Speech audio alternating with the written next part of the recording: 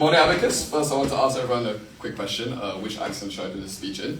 I could either do this in a semi-proper British accent, because I lived here for 8 years, or I could change it to my Singaporean accent like this. However, I'll probably choose my British accent, seeing as we're promoting an Asian British University Association for Chinese University students. So, hello, my name is Gerald, and I'm a first-year mechanical engineering student running for sports and welfare officer. In this speech, I intend to campaign to all of you as to why I'm better than all the other candidates and why you should vote for me. For those who know me, I'm running for this role only for tickets and clubbing. Oh, and because I'm an avid sportsman who is keen to bring a more balanced lifestyle and culture to the infamous clubbing society that we call ABACUS.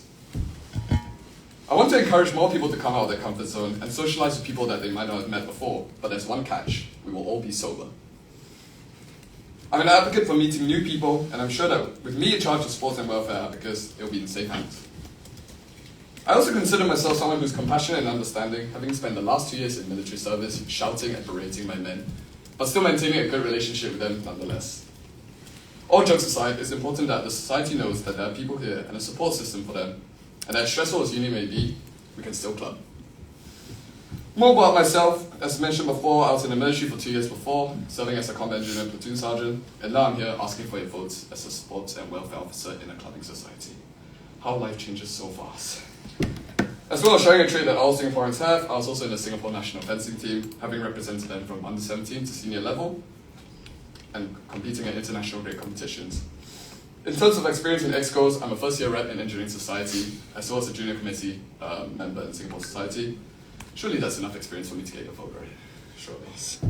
Anyways, I hope this speech of confidence has convinced you guys to vote for me, and I look forward to seeing all of you before my second campaign tonight at White Party. Thank you, guys.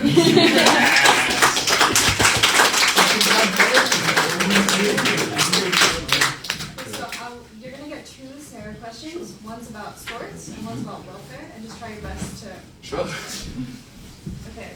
If an inter-uni sports tournament hosted by UCO ABACUS has to be cancelled on the day of the event due to weather or venue issues, how would you go about informing the attendants and communicating to your co-organizers from different ABACUS universities? Alright, so when it comes to approaching this scenario, prior to even the event itself, we will have 2 plans. So based on my experience in Army, we'll have 2 plans. So we have the actual plan, say if it's outdoors, and we have a contingency plan. So we have like an indoor location that could be brought up in case of any emergency. In terms of communicating, obviously you can use social media and all that. We have a group chat created so that everyone's well informed about the events and whether it'll be cancelled or even postponed to another day. Second question. Let's say we agreed to host an inter-uni sports tournament with some other London ABACUS universities. However, on the day of the event, the owner of the venue informs you that the tournament has to be cancelled. What are some of the first steps you would take in this situation?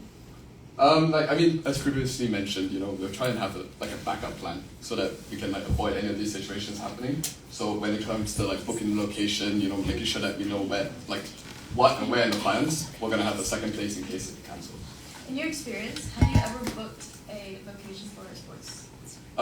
Not since coming to UCF, but prior to in my 2 years in the military, I've been in charge of having to book locations for trainings and other events nonetheless. And what happens if some of the members, let's say, miss the social media update? If there's obviously social media, there's the Instagram posts, the stories and all that. But obviously word of mouth, being in group chats, being able to tell people in person as well. Knowing who's actually going for the event is important as well, because we can't just assume that they know. Okay, next question. Many of our events this year have sold out in minutes, and as a result, our committee has been accused of hoarding tickets, being corrupt, and other As a welfare officer, it is your responsibility to ensure that the members' concerns are addressed and resolved. How would you go about resolving this issue? Obviously when I run for this position, it's not just for the tickets, obviously there's a level of integrity and responsibility that committee members have to hold, and obviously there's a bit of a reputation for committee members. I'm not accusing anyone, of holding tickets, perhaps.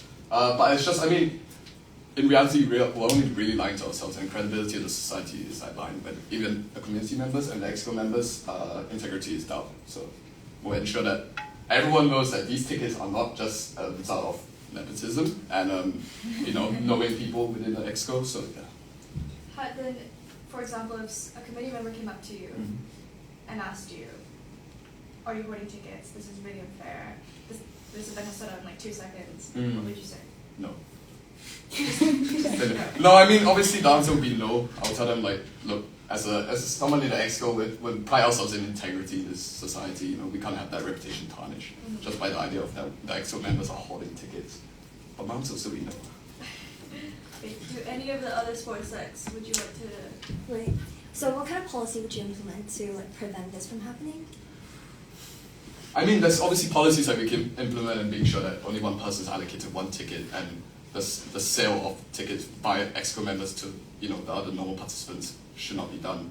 But obviously it's a bit hard to control because we can't really control each person's activities. But the policy would be that one person per ticket, even if you're an EXCO member, there should be no perks in that sense.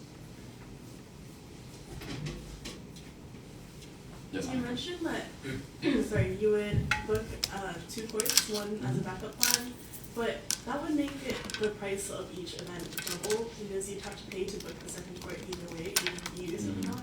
Okay, so in terms of booking, I wouldn't call it book, but it's essentially pre-planning and potentially forewarning them that there might be, if there's a contingent time that we have to do, that we might have to use this location. And obviously, if it's a last-minute booking, you know, we got to incur maybe perhaps an extra cost, but we got to juggle the importance of whether we want to cancel the event entirely or sacrifice just a little bit more of the budget to have a second location.